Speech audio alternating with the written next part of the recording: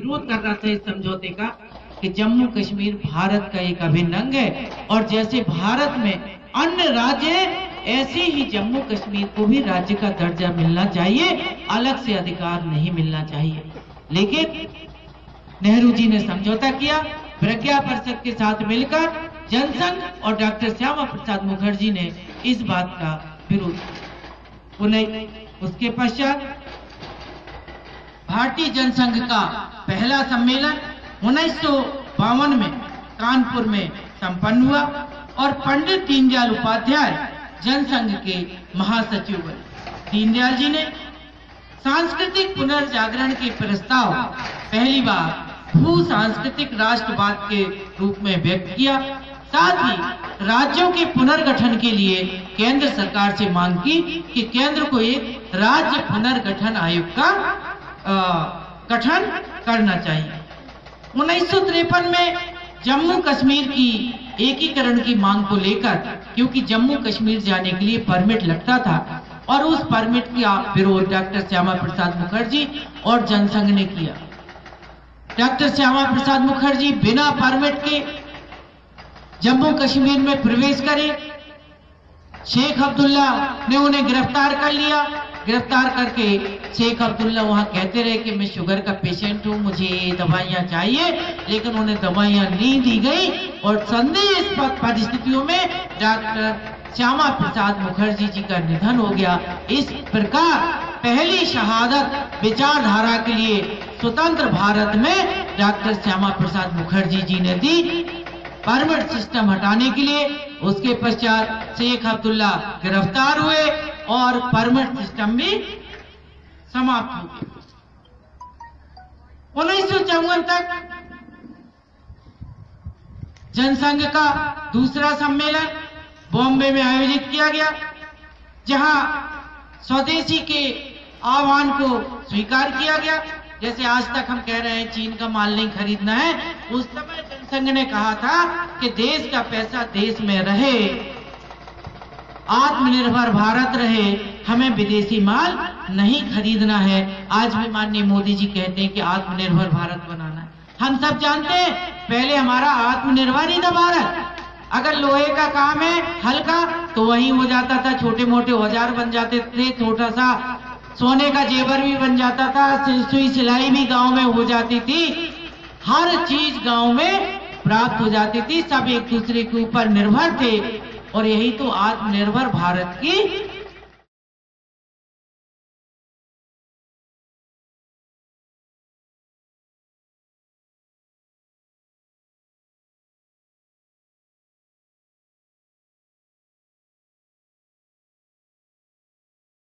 बनाने की जरूरत नहीं है। क्या राजनीतिक जो परिवर्तन हुए और क्या क्या हमारा किस तरह से भारतीय जनता पार्टी बनी, ये सारी बातें पूर्व वक्ताओं से आपने सुन चुके हैं और जो रह गई हैं वो कल सुने। मेरा जो विषय है आज का ये है कि विचार परिवार, हमारा विचार और हमारा परिवार। तो इसके संबंध में मैं आपके कुछ थोड़ा सा समय लूंगा, बहुत अधिक समय नहीं लूंगा, क्योंकि ये जो है ये हमारा बीज है, मूल है, जिसके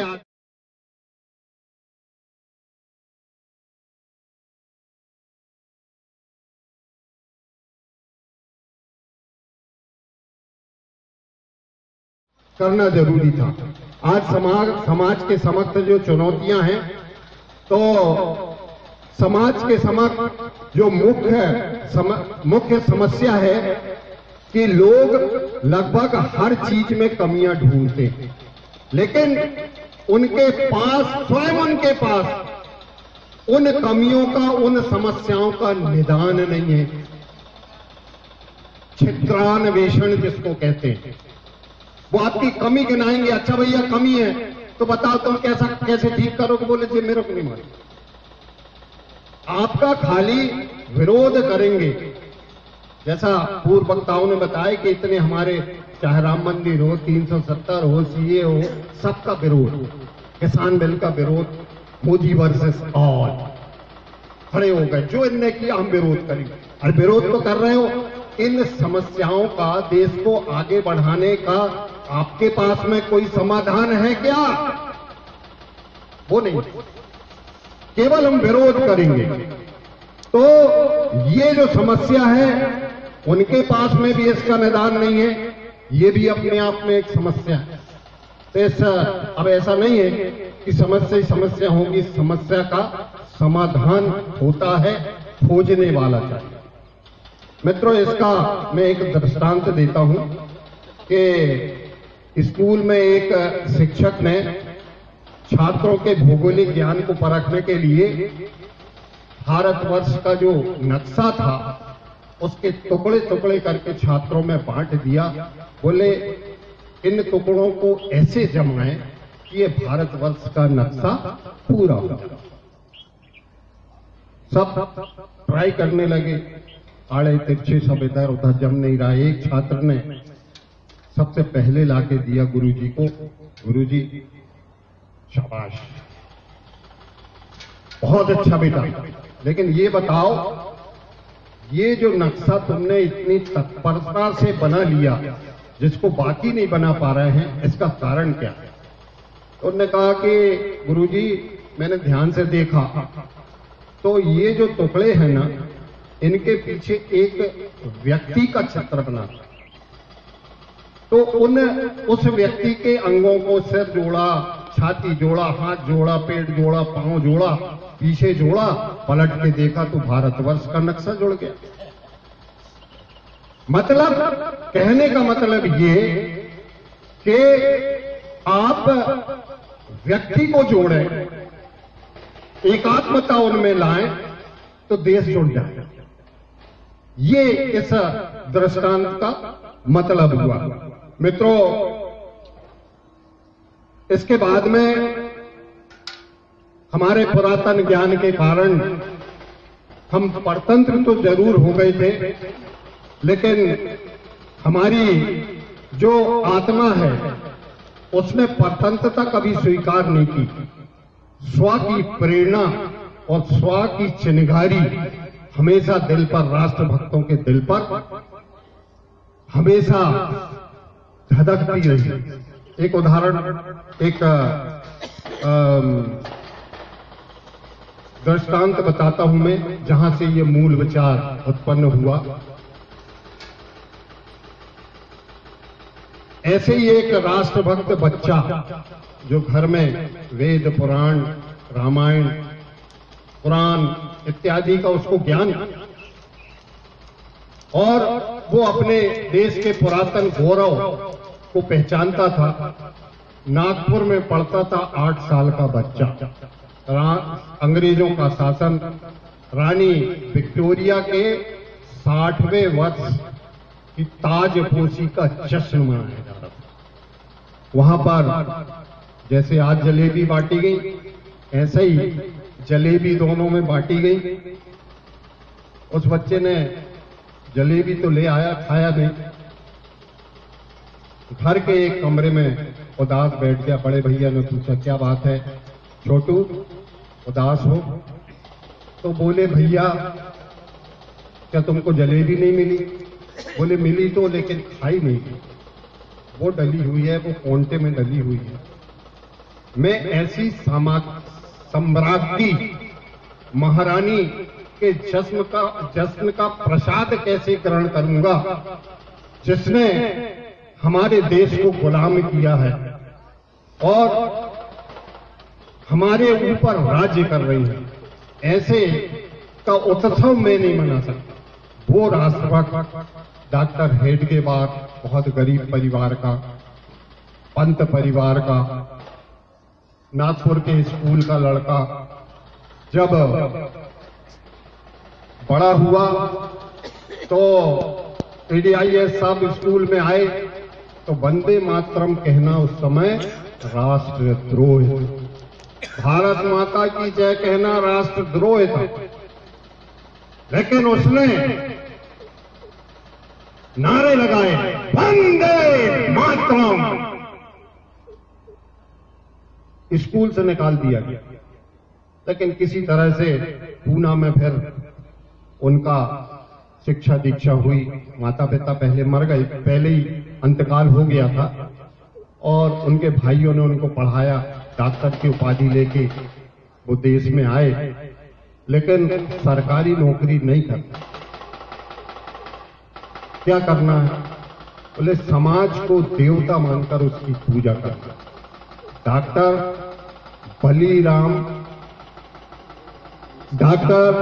केशव बलीराम हेडगेवार,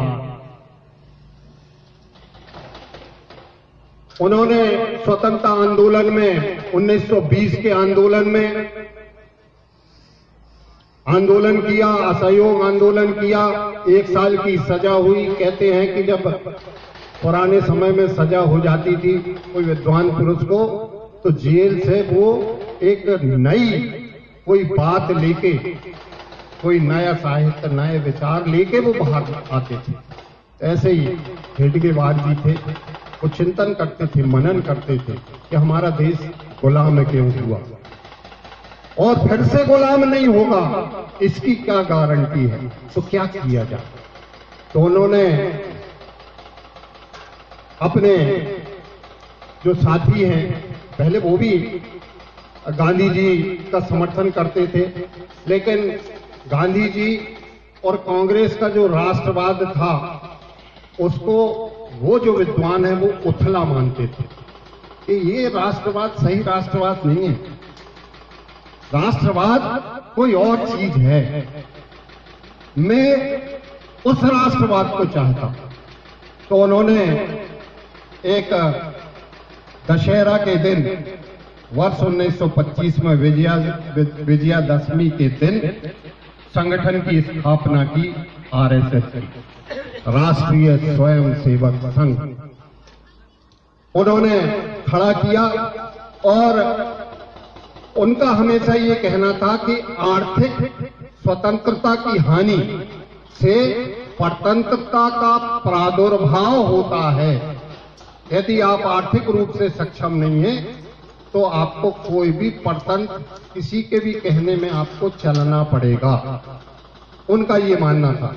और राष्ट्र जीवन में जो व्याप्त विघटनकारी प्रवृत्ति को कैसे दूर करें, इसका इसके उपाय के लिए ऐसे व्यक्तियों का निर्माण जो समाज के हर क्षेत्र में जाके इस कमी को दूर कर सके। ऐसी संस्था, गैर राजनीतिक संस्था, राजनीति में हम नहीं जाएंगे, हम समाज का काम करेंगे।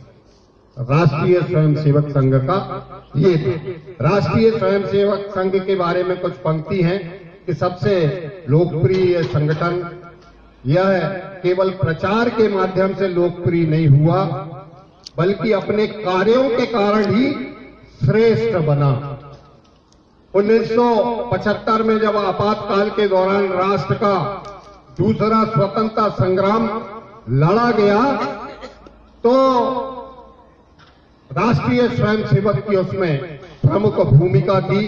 सबको गिरफ्तार कर लिया गया और बीबीसी द्वारा दुनिया में सबसे बड़े और सबसे लोकप्रिय सेवा संगठन के रूप में आरएसएस का उल्लेख किया गया। उस समय ये संगठन है सबसे बड़ा। मित्रों, संगठन के बारे में मूल रूप से जो हमारी विचारधारा चलती है, जिसका अनुसांगिक संगठन, जैसे हमारे अध्यक्ष जी बता रहे थे कि 40 ऐसे अनुसांगिक संगठन हैं, उसमें भारतीय जनता पार्टी भी आरएसएस का राजनीतिक विंग है। तो संघ की विचारधारा भारत माता की जय में प्रतिनिधित्व होती है, प्रतिध्वनित होती है। और संक्षेप में राष्ट्रीय स्वयंसेवक संघ हमारे महान राष्ट्र की चेतना को जागृत कर रहा है, हमारे राष्ट्र की चेतना को जागृत करने में लगा हुआ है राष्ट्रीय स्वयंसेवक संघ। और राष्ट्रीय स्वयंसेवक संघ में जिन गुणों का विकास किया जाता है उसमें चरित्र निर्माण, व्यक्तित्व निर्माण, निर्भीक राष्ट्रवाद, राष्ट्रीय मुद्दों के लिए गैर विभाजनकारी दृष्टिकोण और सांस्कृतिक एकता, जहां कोई जात पात दीन धर्म की बात नहीं होगी, संस्कृति की बात होगी, चाहे वो हिंदू हो, मुसलमान हो, सिख हो, ईसाई हो, लेकिन उसकी संस्कृति भारतीय संस्कृति, वो चाहे जो भी पूजा पद्धति हो, जो धर्म माने, कोई जात पात का हो, कोई खान पान हो, कैसा पहनावा हो, लेकिन उसको वो जो संस्कृति है वो भारतीय संस्कृति है। यहां का रहने वाला कोई भी जाति पंथ, मुस्लिम, सिख, ईसाई अगर बाहर जाएगा, इंग्लैंड जाएगा, तो वहां सिख और मुस्लिम नहीं कहेंगे, कहेंगे ये इंडियन, ये संस्कृति, ये भारतीय संस्कृति। तो हमारी पहचान हमारी संस्कृति से, हमारे देश से है। तो सांस्कृतिक एकता, आत्म बलिदान की भावना और सरल जीवन शैली, परम वैभव के सपने के लिए प्रतिबद्ध हम इस राष्ट्र को पुरातन जो हमारा परम वैभव है उस तक पहुंचाने के लिए प्रतिबद्ध है। ये आरएसएस के जो स्वयं सेवक हैं उनमें इन गुणों का विकास किया जाता है और व्यक्ति निष्ठा नहीं, तत्व निष्ठा। जैसे आजकल राजनीति में चलन है, भैया जी पैर पड़ रहा है, चमचागिरी कर रहा है, ये कर रहा है, वो कर रहा है, फलाने जी, अमके जी, ये चलन में आ गया है, ये कांग्रेस की संस्कृति। लेकिन भारतीय जनता पार्टी जिस आरएसएस का राजनीतिक विंग है उसमें ये गुण है, व्यक्ति पूजा नहीं। हमारी जो निष्ठा है वो तत्व से। हम आरएसएस का जो शाखा लगती है उसमें किसी व्यक्ति को नहीं, झंडे को गुरु मानते, झंडे की पूजा होती है। आने वाले पता नहीं कितने सरसंघ चालक आए गए, कोई चिंता नहीं, झंडा कायम, तत्वनिष्ठा, ये आरएसएस का जो गुण है। और कोई व्यक्तित्व नहीं, भगवा ध्वज ही हमारा गुरु। भगवा के बारे में कहा जाता है कि भगवा का रंग हो रहा है, ये हो रहा है। अरे भगवा रंग जो है ये शौर्य का प्रतीक है। जो भगवा रंग धारण करता है उसकी आत्मा में उत्साह का वर्धन होता है। इस रंग का ये गुण है। और आत्मनिर्भरता आप हो गए, यही संघ की गुरु दक्षिणा। ये गुण जो है ये आरएसएस के हैं। अब इसके बाद में ये हमारे विचार हुए। अब हमारा परिवार जो है अनुसांगिक संगठन, हमारे 50% आबादी हमारे महिलाओं की होती है लगभग। और ये महिलाएं, चाहे किसी भी धर्म की महिलाएं हों, इनसे ही धर्म आज तक जागृत है और सुरक्षित है। इन्हीं ने बना के रखा है, ये आप मान लीजिए। और उनके लिए एक अलग संगठन राष्ट्र सेविका समिति, इसका निर्माण किया गया आरएसएस द्वारा 1936 में विजयादशमी के दिन। तो ये भी आरएसएस का विंग है। भारत प्रकाशन, जैसे अभी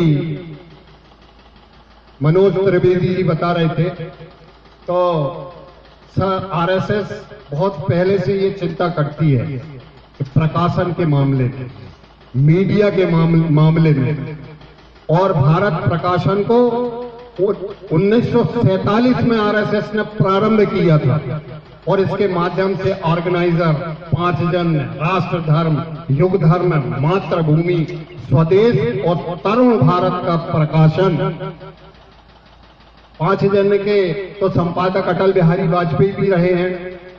समाचार पत्र के प्रकाशन में पंडित दीनदयाल उपाध्याय भी रहे हैं। तो प्रकाशन का जो विंग है वो आरएसएस का बहुत पहले से सक्रिय है। और इसके बाद में अखिल भारतीय विद्यार्थी परिषद, जिसकी अभी आलोक दुबे जी चर्चा कर रहे थे, जिसमें भी स्वयं कार्यकर्ता थे, तो ये भी हमारे आरएसएस का अनुसांगिक संगठन है। वनवासी कल्याण आश्रम हो, भारतीय मजदूर संघ हो, और चाहे भारत विकास परिषद हो, और चाहे विश्व हिंदू परिषद। विश्व हिंदू परिषद का गठन भी 1964 में किया गया था। और इस समय की घटना एक मुझे याद है कि साधुओं ने गो हत्या को लेके एक बड़ा भारी आंदोलन खड़ा किया था। इंदिरा गांधी जी चुनाव के पहले उन्होंने वादा किया था कि विश्व हिंदू परिषद अगर हमारा समर्थन करेगा तो हमारी सरकार बनेगी, तो हम गो हत्या बंद कर देंगे। उनकी सरकार बन गई, लेकिन उनके कान में जू नहीं, विरोध। अब उनको मालूम था कि सरकार चलाना है तो सबको सुननी पड़ेगी। साधुओं ने बड़ा भारी आंदोलन खड़ा किया, और उस आंदोलन में जब संसद का घेराव हुआ तो इंदिरा जी ने साधुओं पर गोली चलाई, और 200 साधु उस आंदोलन में मारे गए थे। और उस समय एक धर्म सम्राट हुआ करते थे करपात्री जी महाराज, तो उन्होंने उसी समय पे श्राप दिया इंदिरा गांधी को कि संतों पर तुमने जो गोली चलाई है, अब मैं श्राप देता हूं कि इन्हीं संतों के द्वारा, इन्हीं संत भावना से तुम्हारे पार्टी और तुम्हारे परिवार का अंत होगा। ये श्राप कांग्रेस को दिया था। मित्रों, इसी आरएसएस के ने, चाहे वो गंगा बचाओ आंदोलन हो, चाहे राम जन्मभूमि का मामला हो, जो आज जिनका भूमि पूजन हो चुका है, दिव्य और भव्य मंदिर निर्माण की प्रक्रिया चल रही है, और चाहे वो दीनदयाल शोध संस्थान हो, चाहे भारतीय इतिहास संकलन का मामला हो। जैसे अभी त्रिवेदी जी बता रहे थे, आलोक दुबे जी बता रहे थे कि डॉक्यूमेंटेशन, वो विभाग भी मेरा है जिले में, कि हम अपने ऐतिहासिक गौरव के संकलन को सुरक्षित रखें, हम अपनी जड़ को ना भूलें।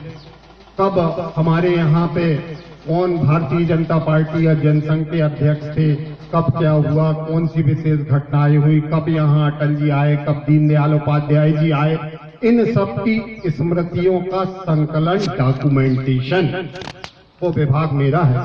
और मैं भी प्रयास उसमें करता रहता हूँ, अपने पुराने साथियों से एकत्रित करके, कि हमारा जो जनसंघ और भारतीय जनता पार्टी का इतिहास है वो संकलित हो। चाहे वो संस्कृत भारती हमारा विंग हो, विद्या भारती हो, चाहे भारतीय शिक्षण मंडल हो, और चाहे संस्कार भारती हो, और चाहे राष्ट्रीय सिख संगत हो, और चाहे स्वदेशी जागरण मंच हो, और अखिल भारत अधिवक्ता परिषद हो, चाहे सेवा भारती हो। तो सेवा भारती का ये है कि ऐसे स्वयं सेवक, अब तो खैर ड्रेस बदल गई, फुल पेंट आ गया, नहीं तो जहां कहीं भी इस तरह के, चाहे वो भुज का भूकंप हो, सुनामी हो, उत्तराखंड में भूस्खलन हो, कश्मीर में बाढ़ का मामला हो, चेन्नई में बाढ़ का मामला रहा हो, और 2015 में नेपाल का भूकंप रहा हो, वहां पर बगैर किसी के जताए बताए राष्ट्रीय स्वयंसेवक संघ के कार्यकर्ता पहुंच जाते हैं। ये हमारा सेवा भारती का जो स्वयंसेवक है। चाहे वो समरसता मंच हो, और चाहे प्रज्ञान भारतीय हो, चाहे धर्मराज जागरण समन्वय हो, चाहे गो संवर्धन हो, और चाहे विज्ञान भारती हो, इन सारे विंग में हमारे स्वयंसेवक हैं। चाहे लघु उद्योग भारती हो, चाहे पूर्व सैनिक परिषद हो, और चाहे अखिल भारतीय ग्राहक हो, चाहे विश्व विभाग हो, और चाहे हिंदू स्वयंसेवक संघ हो, और चाहे आरोग्य भारती हो, चाहे भारतीय किसान संघ हो, और चाहे विवेकानंद केंद्र हो। इन सबका गठन किसने किया? आरएसएस की संस्था ने नहीं किया, आरएसएस के स्वयं सेवकों ने किया। कि गुरुजी मैं फलाने विषय में पारंगत हूं, मैं ये विंग बनाना चाहता हूं, बना खड़ा करो। उन स्वयं सेवकों ने गठित किया राष्ट्रीय स्वयंसेवक संघ। माने हमारे देश का, राष्ट्र के जीवन का कोई ऐसा पहलू नहीं है जिसमें संघ ने अपनी सेंध न लगाई हो, अपना प्रवेश न किया हो, अपनी भूमिका न।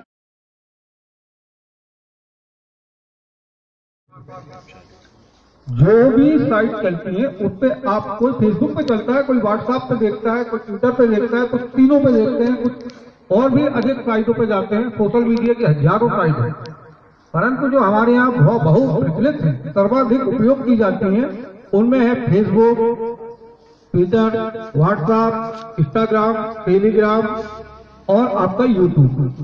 यूट्यूब एक ऐसा माध्यम हो गया है आजकल जिसपे आप किसी भी बात को कहने के लिए आप वीडियो बनाएंगे, सोशल मीडिया पे आप डाल दीजिए, वीडियो आपका पूरे देश भर में फैलने में उसको टाइम नहीं लगेगा। बहुत जल्दी यूट्यूब के माध्यम से आप बहुत अच्छी बात कह सकते हैं। भारतीय जनता पार्टी के पक्ष में आपको कहना है कि भारतीय जनता पार्टी के आप कार्यकर्ता हैं, भारतीय जनता पार्टी के कार्यकर्ता आप इसलिए हैं कि भारतीय जनता पार्टी आपको सबसे अच्छी लगती है, और जो पार्टी आपको सबसे अच्छी लगती है उसके लिए हमारा दायित्व बनता है कि उसको अच्छा बनाए रखें। उसको अच्छा बनाए रखने के लिए सोशल मीडिया में आपकी थोड़ी सी भी सक्रियता भारतीय जनता पार्टी को बड़ा संबल देगी। सबसे ज्यादा कार्यकर्ता अगर किसी के पास में है, आज पूरे विश्व में कोई राजनीतिक संगठन है तो वो भारतीय जनता पार्टी है, जिसके पास में सबसे अधिक मात्रा में राजनीतिक कार्यकर्ता हैं। 19 करोड़ वाली राजनीतिक पार्टी, कार्यकर्ताओं वाली राजनीतिक पार्टी है। 19 करोड़ में हमारी भी गिनती है, भंडोर मंडल की भी गिनती आती है।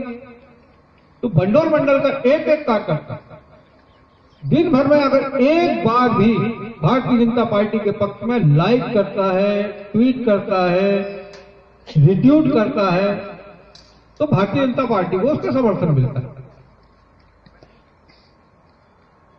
तो हमारा आप लोगों से भी यही आग्रह है कि आप लोग भी कम से कम 1 मिनट, आधा घंटा, 1 घंटा, जो भी आपके पास में समय है, सोशल मीडिया में आप अगर जाते हैं तो भारतीय जनता पार्टी के समर्थन में कहीं गई बातों को आप लाइक करें, शेयर करें, दूसरों को बताएं।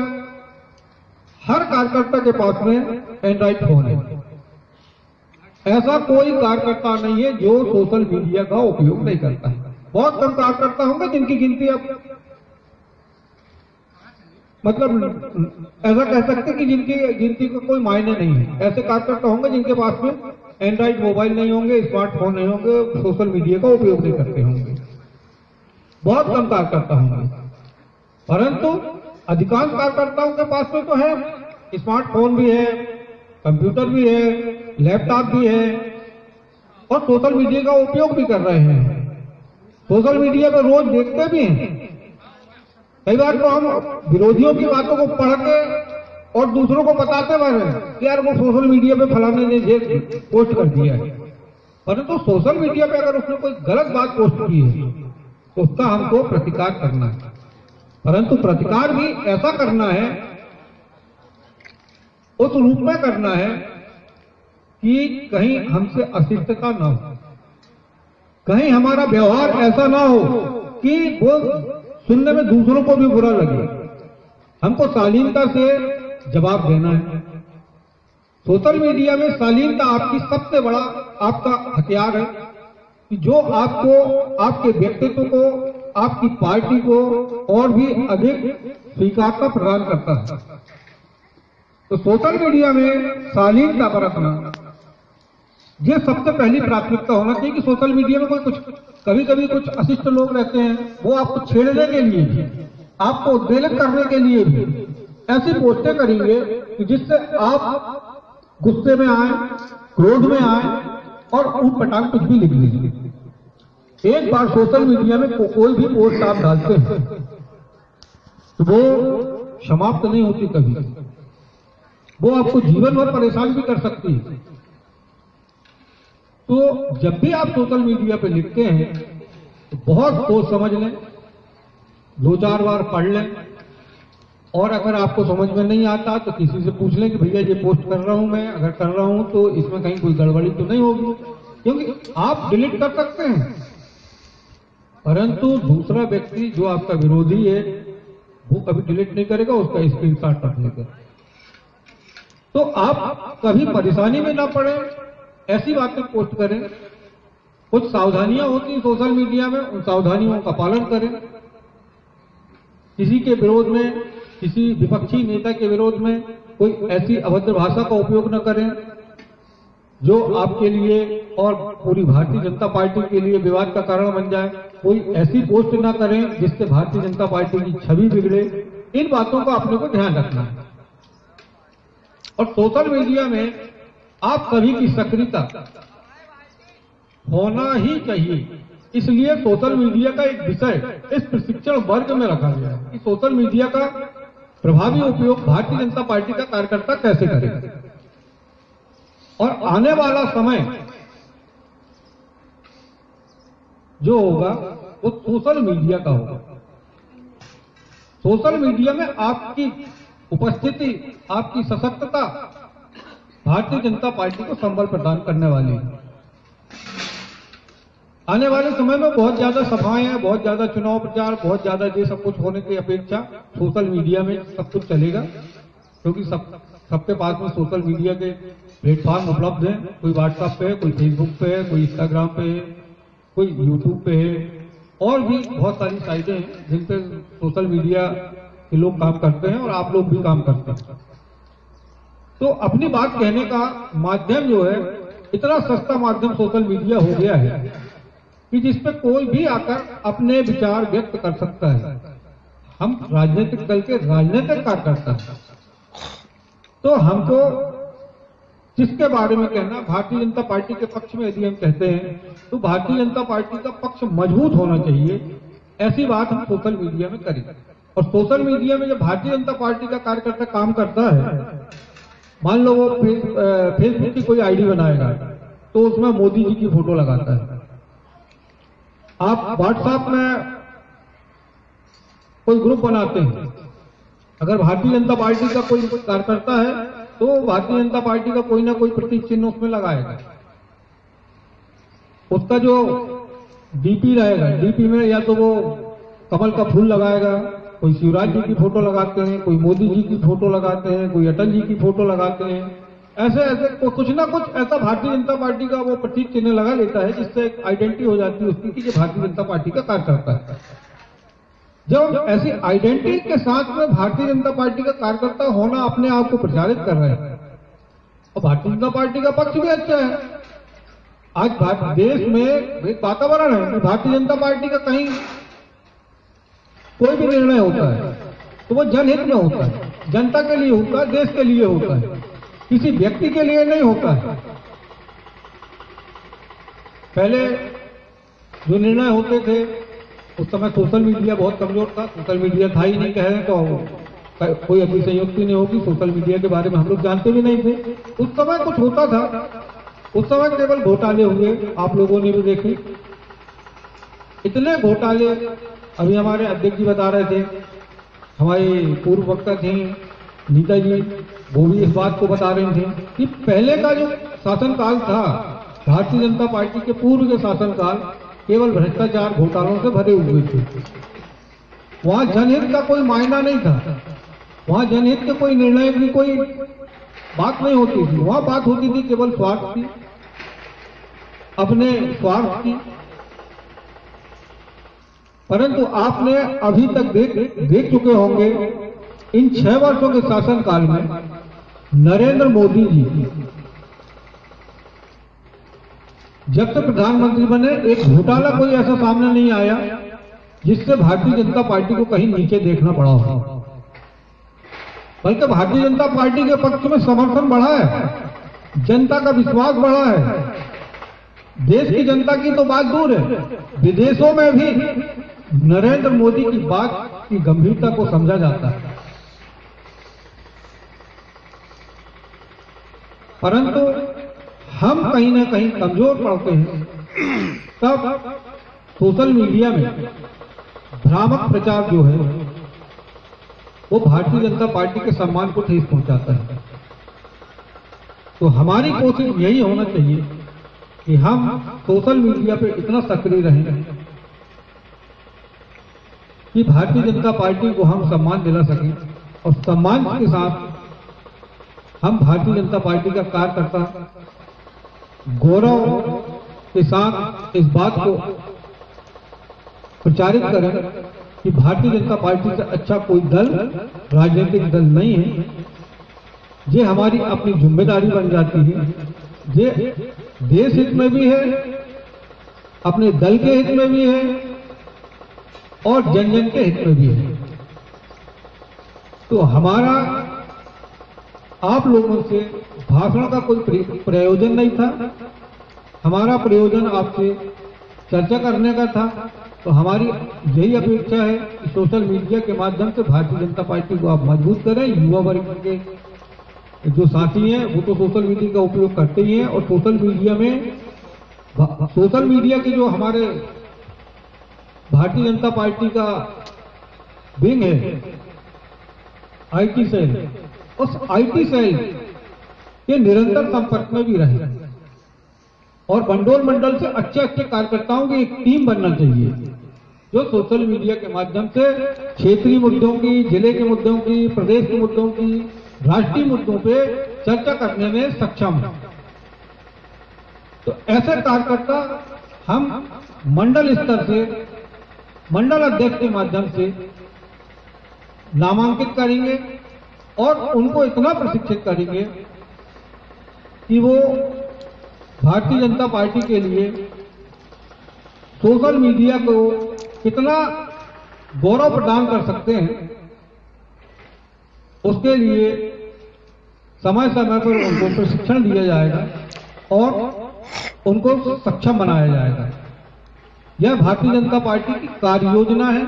ऊपर से यह निर्देश भी है कि सोशल मीडिया के माध्यम से भारतीय जनता पार्टी का पक्ष मजबूती के साथ रखा जाए और आगामी समय में सोशल मीडिया के युवा कार्यकर्ताओं का प्रशिक्षण भी जिला स्तर पर, प्रदेश स्तर पर आयोजित होगा। उसके लिए मंडल अध्यक्ष कुछ कार्यकर्ताओं का नाम हमें सुझाएंगे, उन कार्यकर्ताओं को प्रशिक्षण देकर इस क्षेत्र में सोशल मीडिया की व्यापकता बनाई जाएगी। इसी आग्रह के साथ मैं अपनी वाणी को विराम देता हूं।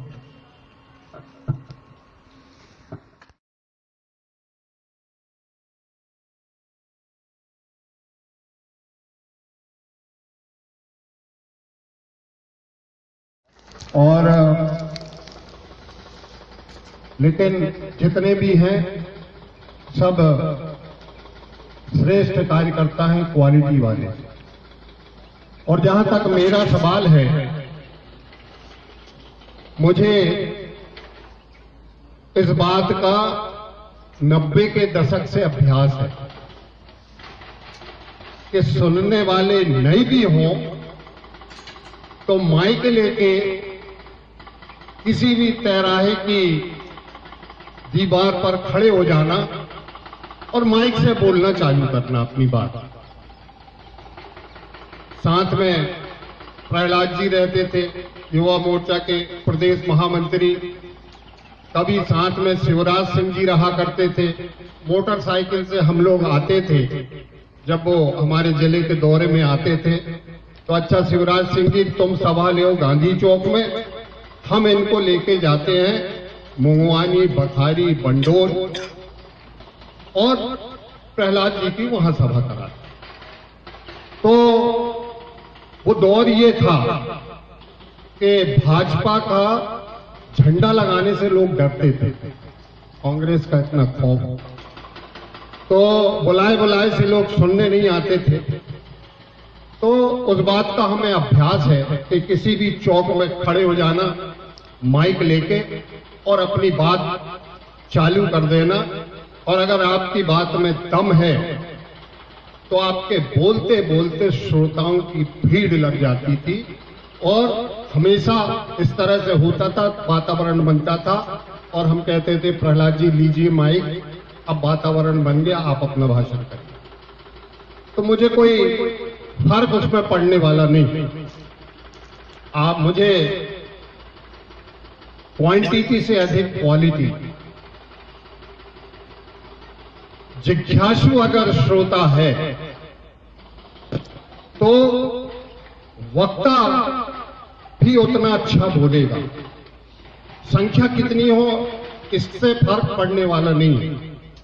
कार्यकर्ता जिज्ञासु हो, कुछ सीखने की उसमें ललक हो, तो वक्ता अपना श्रेष्ठ वक्तव्य प्रस्तुत करता है।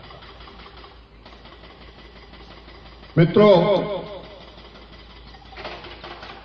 मेरा आज का जो विषय है वो विचार परिवार। विचार परिवार का आशय ये है कि आज जितने वक्ताओं को आपने सुना, कल जितने वक्ताओं को आपने सुना, उन सबके मूल में जो बात है, बीज, और जितनी हमारे अनुसांगिक संगठन हैं, जितने हमारे कार्यकर्ता हैं, उन सबके अंदर जो भाव आया या जो भाव जगाने का प्रयास हो रहा है, उसके बीच में कौन सा विचार है और कौन सा परिवार है, ये मूल विषय है। और उसी मूल विषय और विचार के आधार पर आज जो भारतीय जनता पार्टी का विशाल वट वृक्ष, जो न केवल देश की बल्कि विश्व की सबसे बड़ी राजनीतिक पार्टी के रूप में स्थापित हो चुकी है। पूर्व वक्ताओं ने बताया कि आज विश्व में हम 19 करोड़ सदस्य हैं। ऐसा विश्व का कोई राजनीतिक दल नहीं है जिसके पास में 19 करोड़ सदस्य हैं। यह हमारे लिए गौरव का विषय है कि हम उस भारतीय जनता पार्टी के कार्यकर्ता हैं जो आज विश्व का सबसे बड़ा राजनीतिक दल है।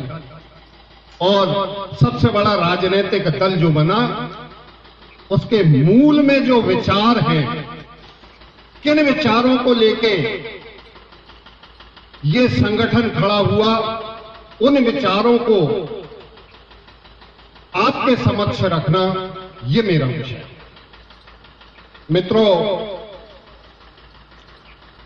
भारतवर्ष जो था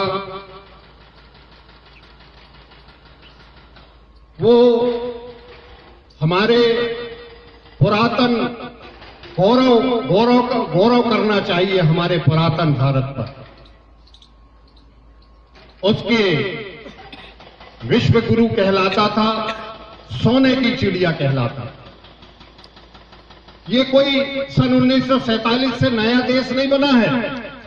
हमारा देश पुरातन काल से गौरवशाली इतिहास और परंपरा वाला देश रहा, और इन्हीं सब बातों को रखने के लिए प्रशिक्षण वर्ग का जो उद्देश्य होता है वो ये होता है कि आज आपका दल, हमारा दल इतना बड़ा दल है कि आकर्षण, बड़े बड़े दल के लोग टूटकर और छूटकर हमारे दल में आ रहे हैं। अब उनके अपने अपने उद्देश्य हो सकते हैं, उनके अपने अपने मनोभाव हो सकते हैं, क्यों आ रहे हैं, कैसे आ रहे हैं, कब आ रहे हैं और कब तक रहेंगे। लेकिन भारतीय जनता पार्टी का जो प्रशिक्षण वर्ग है, ये एक ऐसा माध्यम है कि आने वाले इस पूरे जो हम में शामिल हो रहे हैं, उनको अपने वैचारिक अधिष्ठान से जोड़ना, हमारे विचारों से उनको आत्मसात कराना, ताकि वो जो आ रहे हैं, चाहे जिस भाव से आ रहे हैं, लेकिन जो आए वो यहीं रहे, जाने की स्थिति उनकी नहीं बनेगी। ये उद्देश्य हमारे भारतीय जनता पार्टी के जो प्रशिक्षण वर्ग है, उनका मूल उद्देश्य होता है। और ये प्रशिक्षण वर्ग हमारी सतत प्रक्रिया है, चलते रहती है। तो मैं आपसे बता रहा था कि हमारा भारतवर्ष, जिसका गौरवशाली इतिहास और परंपरा रही है, और सोने की चिड़िया का कहा जाता था, भारतवर्ष को ज्ञान गुरु कहा जाता था, और इसके मूल में हमारे वेद, पुराण, संहिता और सुश्रुत, चरक, पतंजलि ऐसे ऐसे आदर्श आचार्य यहां रहे हैं। नालंदा विश्वविद्यालय हो, तक्षशिला विश्वविद्यालय हो, आदि के माध्यम से विश्व के लोग ज्ञान प्राप्त करने के लिए भारतवर्ष में आया करते थे। ये हमारे जो वेद और पुराणों में जो ज्ञान है, वो आज विश्व में कहीं नहीं। उस ज्ञान को प्राप्त करने के लिए सारे विश्व से जिज्ञासु और विद्वत जन यहां आते थे, और इसीलिए भारतवर्ष को ज्ञान गुरु कहा जाता है। मित्रों, कालांतर में हुआ क्या कि भले बाद में 1200 वर्ष की जो गुलामी है, उसमें देश की दशा और दिशा बिगड़ गई, और नहीं तो इसके पहले ये था कि विश्व का व्यापार का केंद्र जो था, भारतवर्ष था। यहां से खाद्य पदार्थ, मसाले, कपास, रत्न, हीरे, जवाहरात, सोने का भंडार था। यहां से एक्सपोर्ट होती थी ये सामग्री हमारे भारतवर्ष से, और उस समय में वैश्विक जीडीपी में भारत का 25% योगदान, पूरे विश्व की जो जीडीपी है उसमें 25% भारत का योगदान हुआ करता था। ये हमारा पुरातन भारत था। उसके बाद में मुगलों का भी साम्राज्य आया, तो 1600वीं ईस्वी के आसपास में भारत में प्रति व्यक्ति की आय जो थी वो 1305 अमेरिकन डॉलर, जो कि ग्रेट ब्रिटेन, चीन, अमेरिका, जापान के नागरिकों से भी अधिक थी हमारे प्रति व्यक्ति नागरिक की आय। ये वो कालखंड था, वो कालखंड में जो इतिहास के विद्यार्थी हैं, वो उनको ध्यान होगा कि हमारे देश में मुगल साम्राज्य में मयूर सिंहासन का निर्माण हुआ था।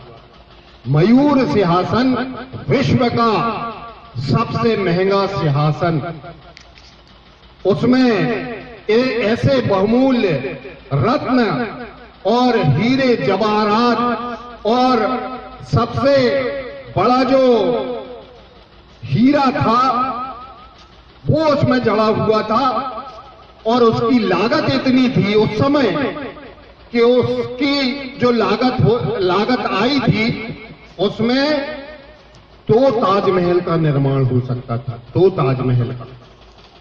वो मयूर सिंहासन भारतवर्ष के पास था, और भारतवर्ष के इसी गौरव, इसी संपदा से चमत्कृत पूरा विश्व भारत को भारत को लूटने और खसोटने के लिए हमेशा तैयार रहता था। और दुर्भाग्य से उस समय जो राजे महाराजे थे वो अपने अपने राज्य तक सीमित थे। वो केवल मैं की चिंता करते थे, वो केवल अपने राज्य की चिंता करते थे। उनको भारतवर्ष या राष्ट्र से उनको कोई मतलब था नहीं। और इसी फूट का फायदा उठाकर इसी खंड खंड में बटे हुए राज्यों की ताकतों को ललकारते हुए हमारे इस महान भारत पर फारसी, मुगल, अंग्रेज इनसे लगातार संघर्ष चला और भारतवर्ष गुलाम हो गया। अब गुलामी के पश्चात में जो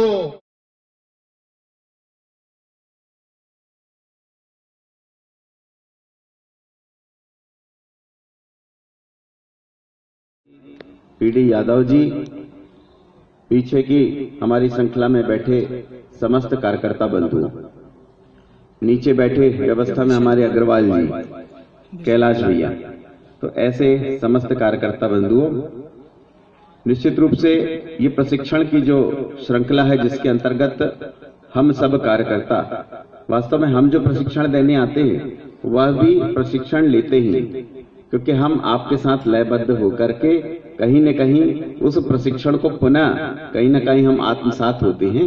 इसलिए प्रशिक्षण देने वाला भी प्रशिक्षु ही होता है। इसलिए हम सब कार्यकर्ता इस माध्यम से, हमारी प्रशिक्षण वर्ग के माध्यम से हम हमारी विचारधारा, हमारी कार्य पद्धति, हमारा विचार परिवार और इस प्रकार से कार्यकर्ता में जो विकास होने चाहिए, जो हम कार्यकर्ता तो हम निर्माण करते हैं पर उसके विकास की जो प्रक्रिया है, इन अभ्यास वर्ग के माध्यम से हम उसमें कहीं ना कहीं विचारधारा, और हम जो विचार आधारित दल अपने आप को कहते हैं और कार्यकर्ता आधारित दल कहते हैं, तो उन कार्यकर्ताओं को विचार देने का काम कि किस विचारधारा के अंतर्गत क्या हमारा इतिहास और विकास का भी आपने ये सत्र, पिछला सत्र किया है और लगातार ऐसे 10 सत्र आपके पास आने हैं और इन 10 सत्रों के माध्यम से पूरा अध्ययन भारतीय जनता पार्टी का, भारत का और हमारी जो कार्य पद्धति है, हमारी जितनी भी योजनाएं हैं, किस आधार पे हमारी सरकारें काम करती हैं, किस आधार पे हमारा कार्यकर्ता, मूल रूप से तो हम सब कार्यकर्ता हैं, चाहे हम मंडल स्तर के कार्यकर्ता हों या शीर्ष पे बैठे हमारे मोदी जी हों या हमारे राष्ट्रीय अध्यक्ष जेपी नड्डा जी हों, मूल रूप से हम सब कार्यकर्ता ही हैं। और कार्यकर्ता होने के नाते विचार हमारा पुष्ट होना चाहिए, हमारा विचार इस माध्यम से और कार्यकर्ताओं का विकास प्रशिक्षण के माध्यम से, ऐसा ये प्रशिक्षण वर्ग हमारे द्वारा कहीं न कहीं ये मंडल स्तर का पूरे जिले में आयोजित है और पूरे प्रदेश में ये प्रशिक्षण वर्ग हमारे चल रहे हैं। और मूल बात जब हम कहते हैं कि हम विचार आधारित संगठन हैं, तो विचार आधारित संगठन की जब हम बात करते हैं तो 3 प्रकार के प्रमुख विचार जो हैं भारतीय जनता पार्टी में हम मानते हैं। विचार राष्ट्रवाद का, विचार अंत्योदय का और विचार सुशासन का, गुड गवर्नेंस का। जब हम बात करते हैं राष्ट्रवाद की, तो राष्ट्रवाद के उदाहरण, चाहे अभी आपने इतिहास विकास में सुना कि पंडित श्यामा प्रसाद मुखर्जी जी का प्रथम शहादत जो हुई, आज देश की आजादी के बाद जो प्रथम शहादत प्राप्त हुई वो पंडित श्यामा प्रसाद मुखर्जी जी के रूप में प्राप्त हुई।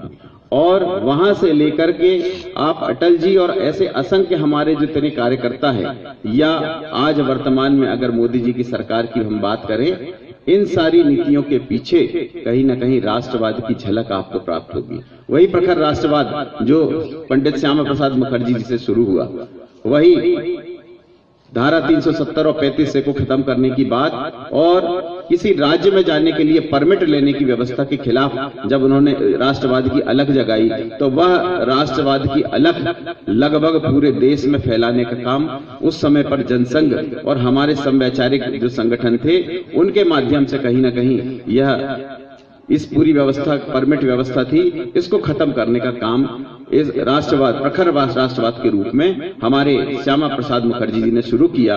और 23 जून को संदिग्ध परिस्थितियों में किस प्रकार से उनका बलिदान हुआ, यह सब आपको ज्ञात है, पिछले सत्र में आपने सुना ही है।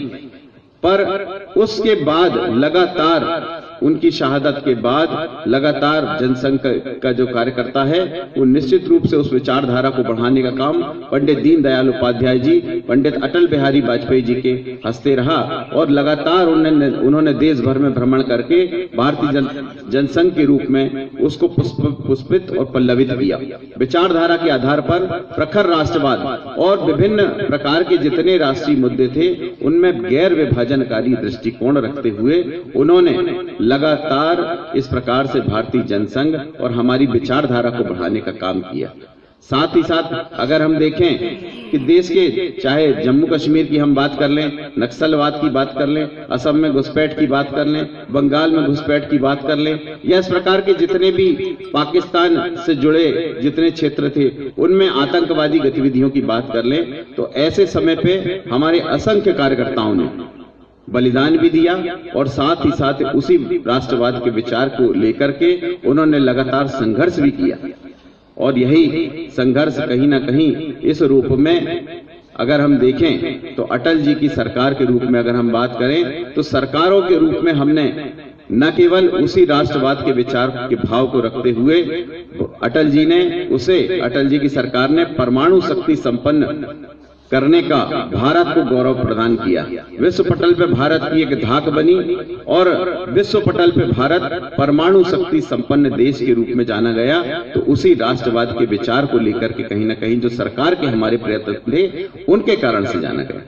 दूसरा एक और विषय आता है कारगिल युद्ध का, अटल जी की सरकार के समय का।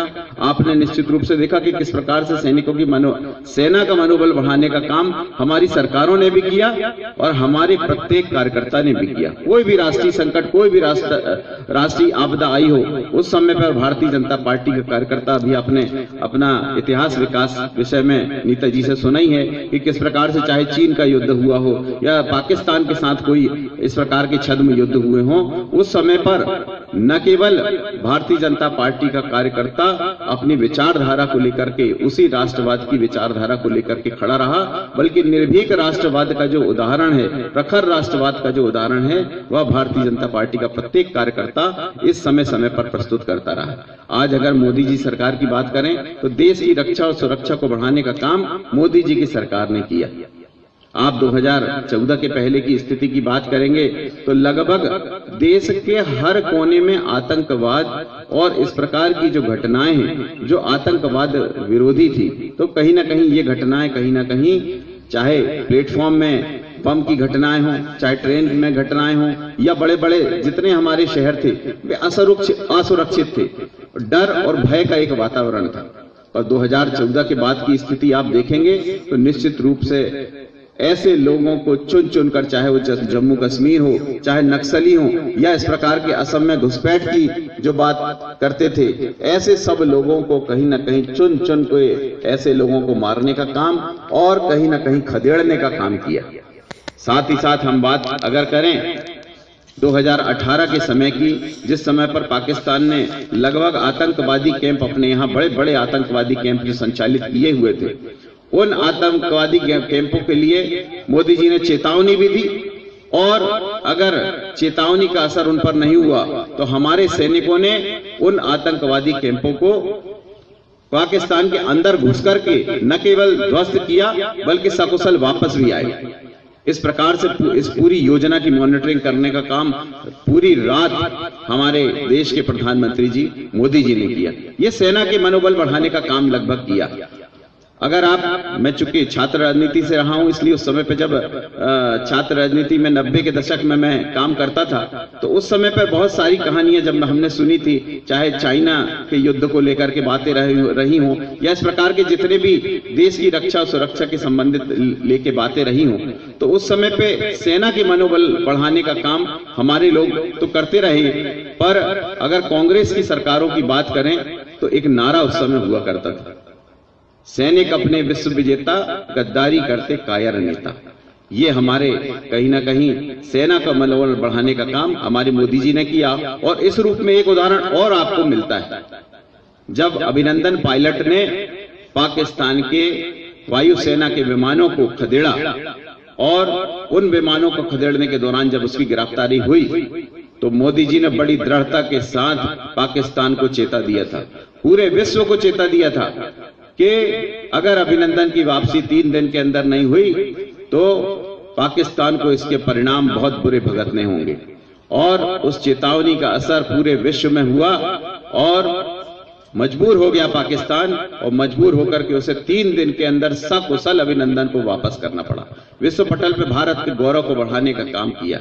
साथ ही साथ जो मजबूर देश की जो कहीं ना कहीं हमारी छवि थी 2014 के पहले की, तो एक मजबूत देश के रूप में कहीं ना कहीं भारत को स्थापित करने का काम हमारी सरकारों ने किया, हमारे कार्यकर्ताओं ने किया। ये सब इस राष्ट्रवाद के हमारे उदाहरण। साथ ही साथ दूसरे सूत्र की हम बात करें अंत्योदय के विचार की, तो अंत्योदय के अपने हमारे कहीं ना कहीं मोदी सरकार के जो प्रयास की बात करेंगे हम, तो चाहे हमारे प्रधानमंत्री आवास हो या शौचालय हो, जनधन खाते हो, और इस प्रकार से जितनी भी अंतिम छोर के व्यक्ति के उत्थान की बातें अगर हम करें, राशन वितरण प्रणाली की बात करें, या किसान से संबंधित जितनी योजनाएं हैं, चाहे फसल बीमा को लेकर के हम बात करें, या किसान सम्मान निधि जो अभी 6,000 मोदी जी के द्वारा मिल रही है और 4,000 उसमें हमारे प्रदेश के मुखिया जो है शिवराज जी ने उसमें जोड़ी है, ऐसी 10,000 रुपए की सम्मान निधि की बात करें, या पुराने समय में अगर हम अटल जी के द्वारा जो केसीसी योजना लागू की गई थी उसकी बात करें, तो लगातार किसान की आय दुगना किस प्रकार हो, इस चिंता के साथ लगातार जो अभी 3 कृषि बिल लाए गए जिसका भ्रम फैलाने का काम किया गया है, ये 3 कृषि बिल भी निश्चित रूप से उसी दिशा में, उसी अंत्योदय की दिशा में काम करने का हमारा प्रयास है।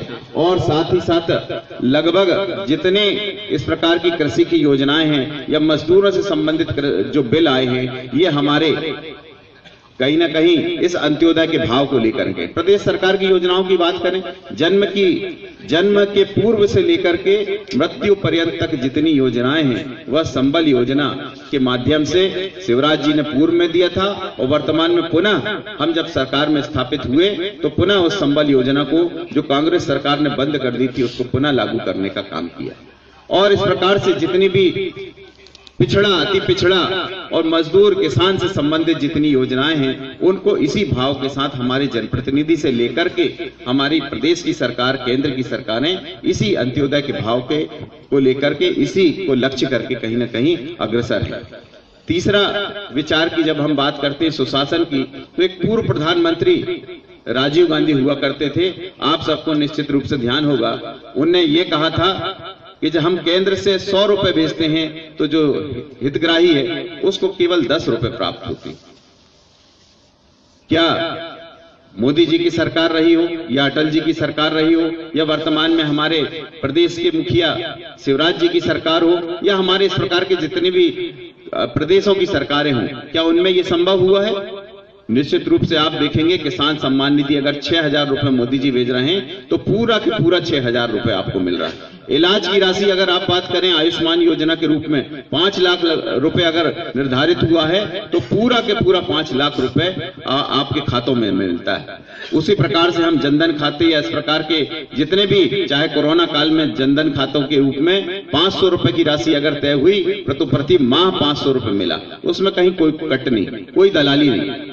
कांग्रेस के समय के अपने कीर्तिमान रहे। 2013 के पहले आपने प्रचार प्रसार के दौरान निश्चित रूप से सुना ही होगा कि किस प्रकार से उनके अपने कीर्तिमान रहे। कोई दूरसंचार में बैठा तो उनने वहां घोटाले किया, वो घोटाले भी कैसे, करोड़ों अरबों के घोटाले।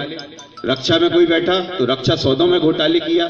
साथ ही साथ अगर आप देखेंगे तो खाद, यूरिया और खेल मंडल तक में उन्होंने भ्रष्टाचार के अपने कीर्तिमान स्थापित किया। और इन कीर्तिमानों के साथ साथ कहीं ना कहीं उनके जितने जनप्रतिनिधि थे, जितनी योजनाएं थी, नीचे तक का, चाहे अगर उनका विधायक है, उनका सांसद है या उनकी प्रदेश की सरकारें हैं, तो उनके अपने कीर्तिमान थे। इस सुशासन को अगर स्थापित करने का काम किया है तो भारतीय जनता पार्टी की उसी विचारधारा, उसी विचार के आधार पर हम सब भारतीय जनता पार्टी के कार्यकर्ताओं ने किया है। और हम सब भारतीय जनता पार्टी के कार्यकर्ताओं के माध्यम से जो सरकारें बनी हैं, चाहे वो प्रदेश की सरकार हो, चाहे हमारे केंद्र की सरकार हो, इस प्रकार से सुशासन बनाने का काम किया है। इंफ्रास्ट्रक्चर के डेवलपमेंट की अगर हम बात करें, जैसा अभी नीता जी ने बताया कि किस प्रकार से अटल जी जब आए तो उन्होंने केसीसी और स्वर्णिम चतुर्भुज गांव-गांव से सड़क को जोड़ने का काम जो किया प्रधानमंत्री सड़क के रूप में, चाहे सिंचाई योजनाएं हों हमारी, चाहे ग्रामीण विद्युतीकरण की योजनाएं हों, ये कहीं ना कहीं हमारे सुशासन के उदाहरण।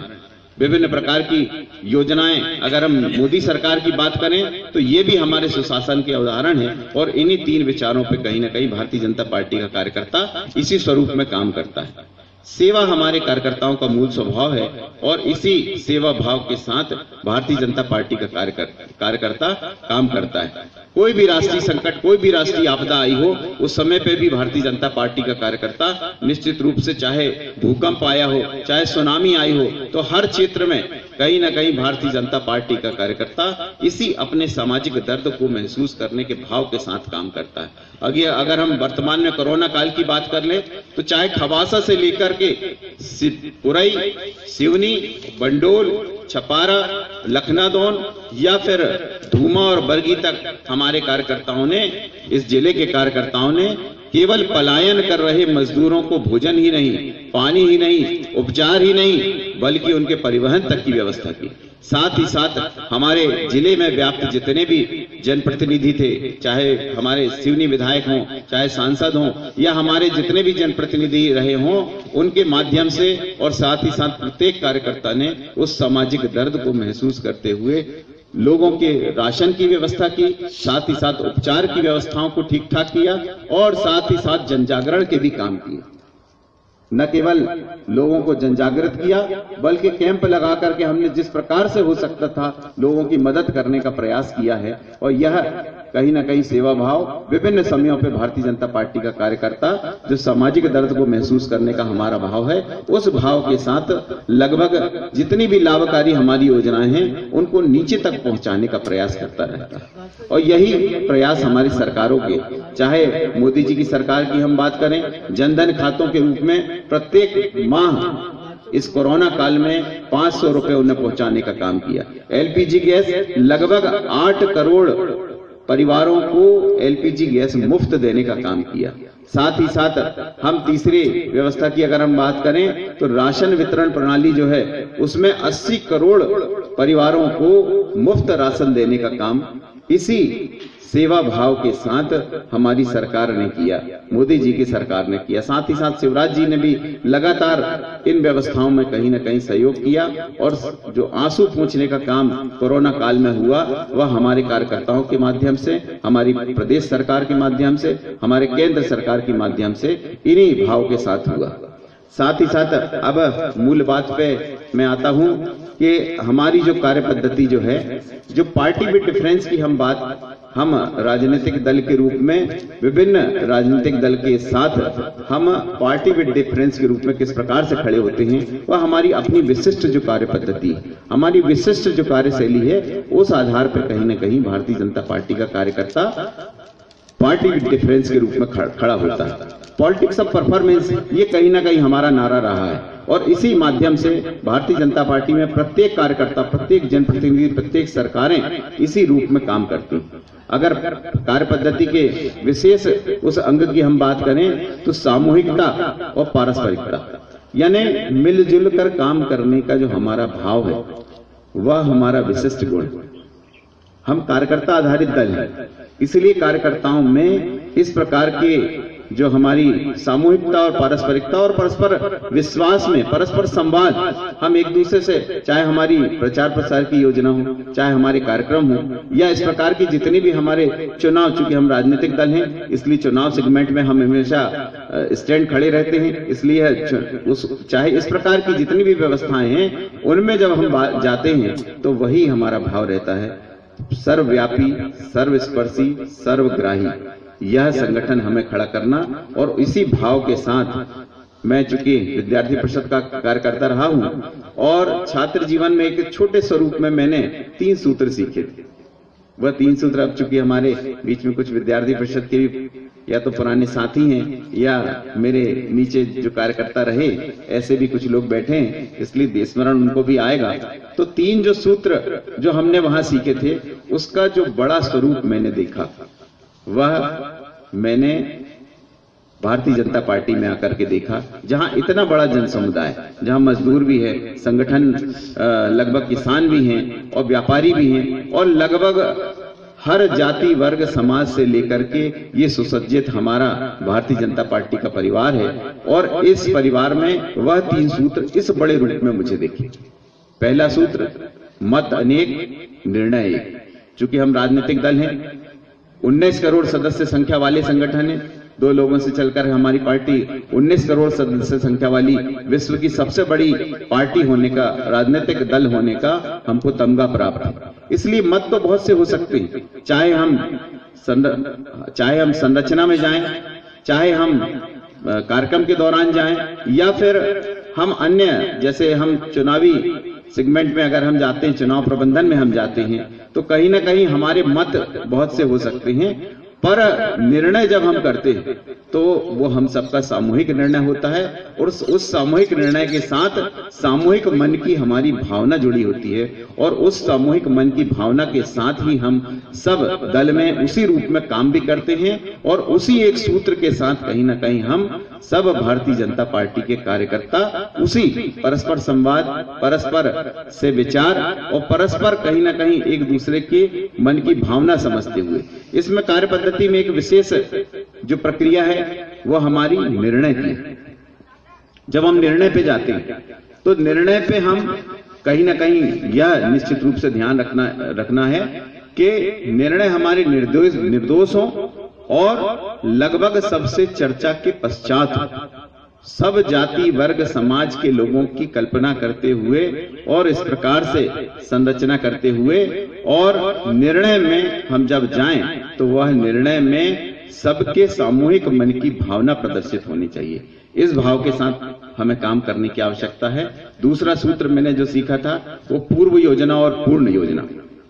पूर्व योजना मतलब पहले से हम तैयारी करते हैं। अगर आज जनपद या जिले के चुनाव हमारे आना है, चूंकि पुराने चुनाव तो हमारे हुए हैं, लोकसभा का चुनाव हुआ है, विधानसभा का हुआ है, पर अब कार्यकर्ताओं के चुनाव का समय। इसलिए जब हम चुनाव में जाते हैं या इस प्रकार के प्रचार प्रसार केंद्र सरकार की हमारी योजना है, या हमारे प्रदेश सरकार की योजना है, या हमारी विचारधारा को लेकर के जब हम कहीं ना कहीं जनता जनमानस के बीच में जाते हैं, किसान बिल को लेकर के अभी हम वर्तमान में गए हैं, तो इसमें कहीं ना कहीं पूर्व योजना हर क्षेत्र में प्रवासी कार्यकर्ता और हर वर्ग तक पहुंचने की, हर जाति वर्ग हर क्षेत्र तक पहुंचने की हमारी इस प्रकार की जो योजना है वह कहीं ना कहीं पूर्व से तैयारी हो, और पूर्ण तैयारी लगभग नीचे तक काम किस प्रकार पहुंचे, ये गौरव हमको ही प्राप्त है कि जो बूथ स्तरीय समिति की कल्पना है वो अन्य किसी राजनीतिक दल में नहीं, अन्य किसी राजनीतिक दल में पेज प्रमुख की कल्पना नहीं, और अन्य किसी राजनीतिक दल की बात नहीं करता मैं। यह गौरव केवल और केवल भारतीय जनता पार्टी के मध्य प्रदेश के और हमारे सिवनी जिले और बंडोल मंडल के कार्यकर्ताओं को प्राप्त है कि जिसके माध्यम से पेज प्रमुख की कल्पना हुई, और इस पेज प्रमुख की कल्पना को हम लगातार लंबे समय से संचालित करते आ रहे हैं, और इस पेज प्रमुख की और बूथ समिति की हमारी जो संकल्पना है उसको राष्ट्रीय स्तर पर भारतीय जनता पार्टी ने लागू किया है। तो ये गौरव आप सब कार्यकर्ताओं को प्राप्त है। निश्चित रूप से आप सब देवता तुल्य कार्यकर्ताओं की बदौलत ही मध्य प्रदेश में भारतीय जनता पार्टी का संगठन और जिले में भारतीय जनता पार्टी का संगठन इस रूप में व्याप्त है। तो इस प्रकार से ये दूसरा सूत्र की मैंने चर्चा किया आपसे। तीसरा जो सूत्र है वह हर कार्यकर्ता के लिए काम और हर काम के लिए कार्यकर्ता। चाहे संगठन कौशल की हम बात करें, चाहे हम चुनाव की बात करें, इस प्रकार से हर कार्यकर्ता को कुछ ना कुछ काम। आज अगर हमने प्रशिक्षण वर्ग यहाँ आयोजित किया है तो निश्चित रूप से 13-14 प्रकार की हमारी व्यवस्थाएं होंगी, जिनके अंतर्गत हम हर कार्यकर्ता को जिस प्रकार की उसकी रुचि है उस प्रकार का काम देने का प्रयास करते हैं। और करना चाहिए। हर कार्यकर्ता के लिए काम का प्रयास हमें निश्चित रूप से होना चाहिए। कुछ लोगों को, प्रवासी जो हमारे कार्यकर्ता होंगे, उनको कहीं ना कहीं हम क्षेत्र से लाने का, जो अलग अलग क्षेत्रों से हमने बूथ स्तरीय कार्यकर्ताओं को लाने का प्रयास किया होगा। कुछ लोग वो लोग होंगे हमारे, कुछ मंच व्यवस्था के लोग होंगे, कुछ मंच संचालन के लिए लोग होंगे, कुछ भोजन व्यवस्था के लिए लोग होंगे। तो ये तो हमारे छोटे कार्यक्रम और इनकी सबकी बात हो गई। पर जब हम चुनावी सेगमेंट में जाते हैं तो उसमें भी हमें हर कार्यकर्ता के पास काम हो, इसकी चिंता जरूर करनी चाहिए। और इन्हीं 3 सूत्रों के साथ साथ लगभग हम जो निर्णय की पद्धति है, वह जो हम टीम भाव से काम करते हैं, टीम भाव में मिलकर के काम करने का हमारा प्रयास, चाहे निर्णय जो भी होते हैं वह टीम ही करती है और उसमें हम सबका सामूहिक भाव होता है। और उस सामूहिक भाव के साथ कहीं ना कहीं हम सब खड़े भी होते हैं, चाहे चुनाव की हमारी प्रक्रिया हो या इस प्रकार के कार्यक्रमों या प्रचार प्रसार की प्रक्रिया हो, इसमें कहीं ना कहीं हम इसी भाव के साथ खड़े होते हैं। फिर 3 बातों का विचार, जब कार्यकर्ता की बात हम करते हैं तो 3 प्रकार की बातें इसमें और आती हैं: कार्यकर्ता निर्माण, कार्यकर्ता विकास और कार्यकर्ताओं का संयोजन। कार्यकर्ता निर्माण किस भाव से हम करते हैं? अगर 1992 में हम रामलला के मंदिर को लेकर के हमने स्टैंड लिया और उसके साथ एक बड़ा जनसमूह हमारे साथ जुड़ा और कार्यकर्ताओं के रूप में कहीं ना कहीं हमने उनको भारतीय जनता पार्टी की सदस्यता करवाई।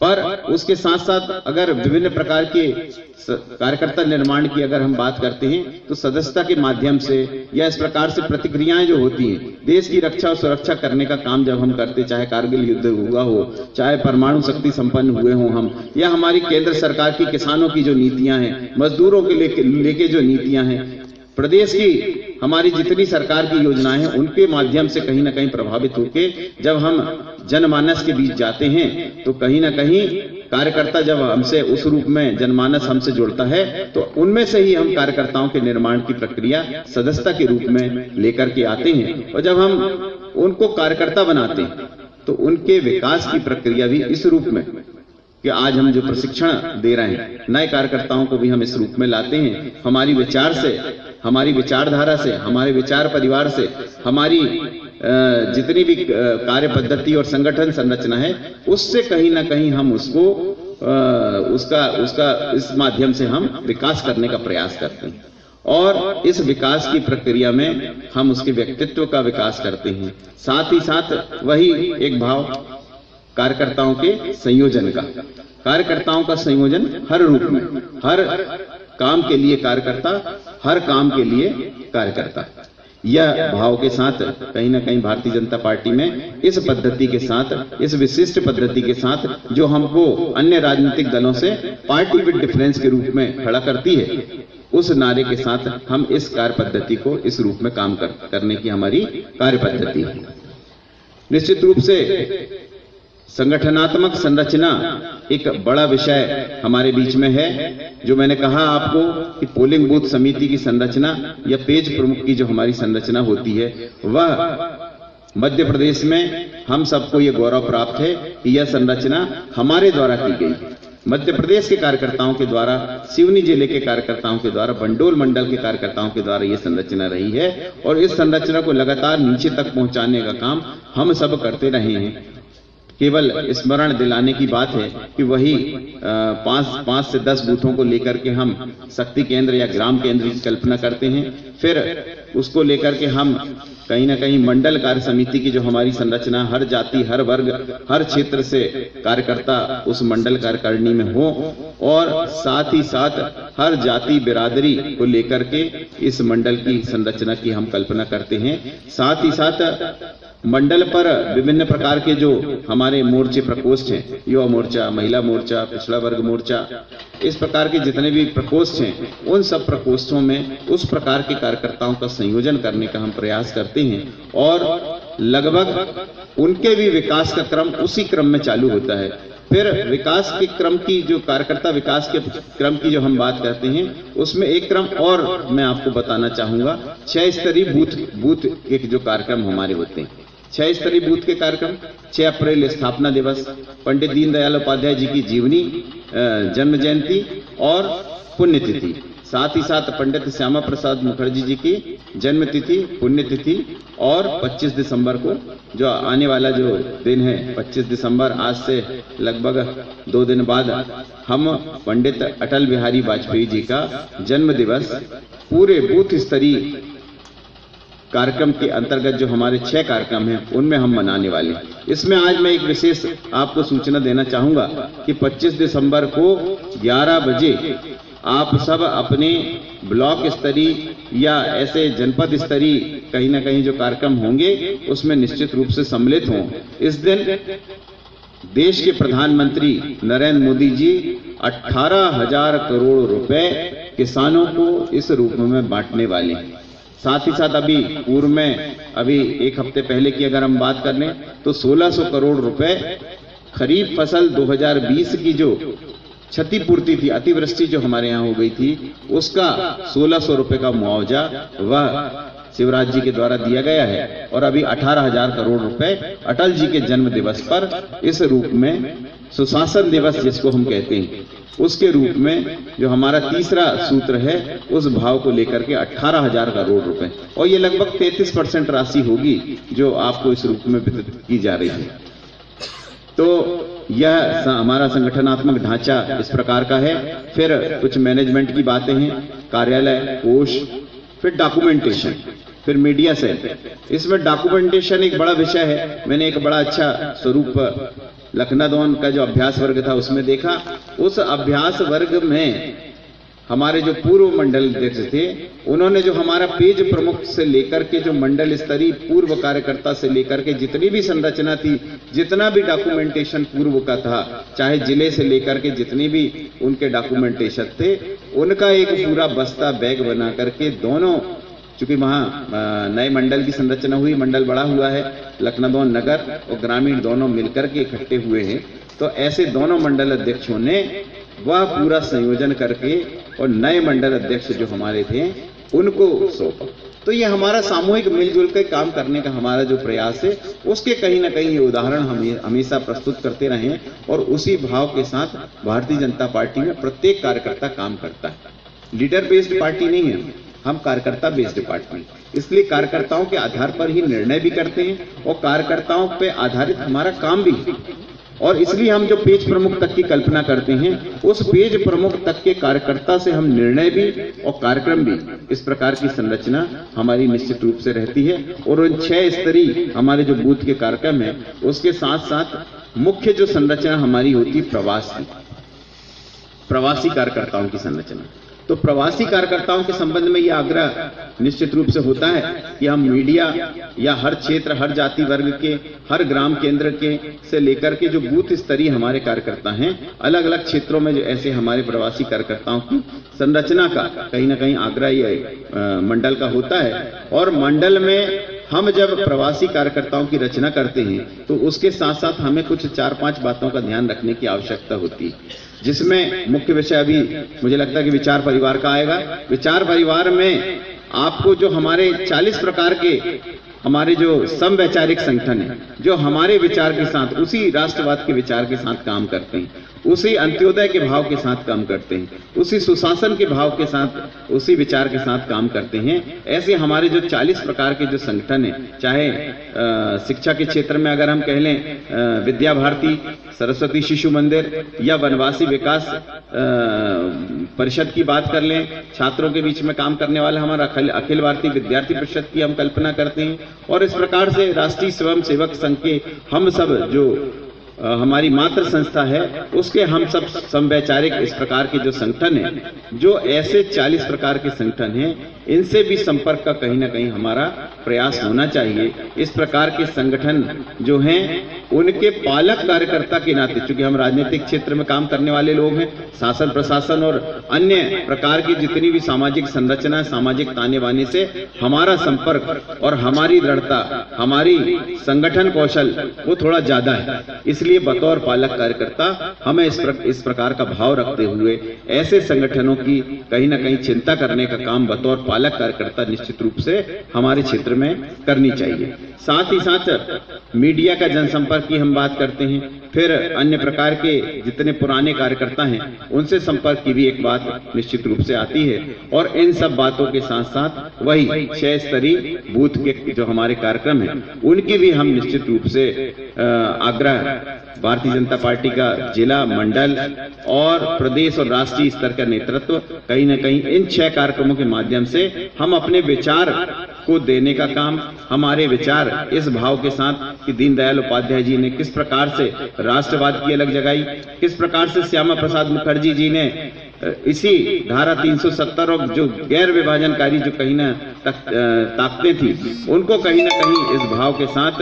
कि आतंकवाद समाप्त हो और इस प्रकार से देश को विभाजन करने वाली जो नीति थी उसके खिलाफ किस प्रकार से उन्होंने अपनी शहादत दी और साथ ही साथ अटल जी ने राष्ट्र के गौरव को किस प्रकार से बढ़ाया, किस प्रकार से भारतीय जनता पार्टी का विकास और किन विचारों को लेकर के भारतीय जनता पार्टी चलती है। इन 6 जो स्तरीय जो हमारे काम हैं इनके माध्यम से हम बूथ स्तरीय जो हमारा कार्यकर्ता होता है उन तक पहुंचाने का काम हम करते हैं। और यही आग्रह हम सब का बूथ स्तर, बूथ समिति तक का जो होता है वो निश्चित रूप से इन्हीं विचारों को पुष्ट करने के लिए होता है।